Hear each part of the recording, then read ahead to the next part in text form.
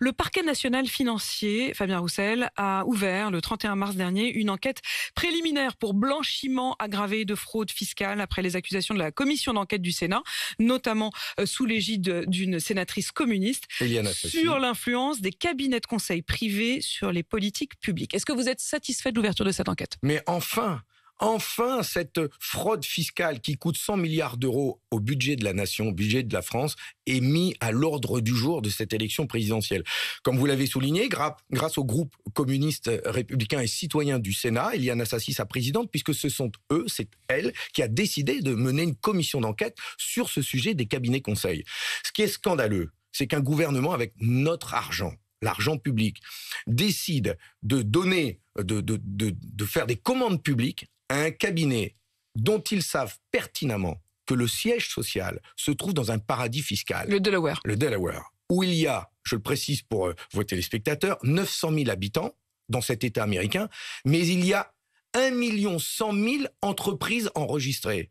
C'est un truc de dingue. Il y a 900 000 habitants et 1 100 000 entreprises. Autant vous dire que c'est des boîtes aux lettres. Mais enfin, c'est pas nous qui allons décider des lois américaines. Non, mais ils produisent que dalle. Je suis bien d'accord. Ce que je veux dire simplement, c'est que ça concerne les Américains. Ce qui nous concerne, nous... Oui, mais nous, Français, enfin, moi, président de la République, jamais je passerai des commandes publiques avec des entreprises dont je sais que le siège social se trouve dans un paradis fiscal. C'est bien la raison pour laquelle j'ai déposé un texte de loi établissant une véritable liste des paradis fiscaux qui existent dans le monde. Et avoir une telle liste des paradis fiscaux dans le monde, c'est la possibilité de dire que dans les appels d'offres, dans les commandes, dans les marchés publics, eh bien, il ne peut pas y avoir de marché public confié à des entreprises dont le siège est dans un paradis fiscal, dont le siège est dans un pays qui fait de la pratique fiscale dommageable, comme ils le disent dans le jargon. Dans ces cabinets de conseil, il y a évidemment McKinsey qui est très symptomatique et qui est devenu presque le symbole, mais il y a aussi des cabinets qui sont des cabinets français. Il y a des cabinets européens, il y a Capgemini, il y a le cabinet français Roland Berger, dont on apprend aujourd'hui qu'il a touché 425 000 euros pour travailler en parallèle de la commission Boris Cyrulnik sur les 1000 premiers jours de l'enfant. Est-ce que ça, vous pourrez le contrer autrement? Là, pour le coup, il n'y a pas de paradis fiscal. Enfin, là, ce sont des cabinets français. Là, moi, je vous parle de fraude fiscale. Okay. Je vous parle de cabinets, d'entreprises. Mais il n'y a pas que les cabinets conseils, il n'y a pas que les McKinsey. Hein. Il y en a d'autres. Hein.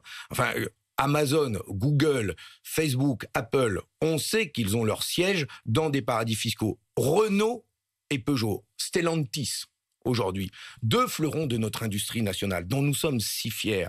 Ces deux groupes ont décidé de mettre leur siège aux Pays-Bas.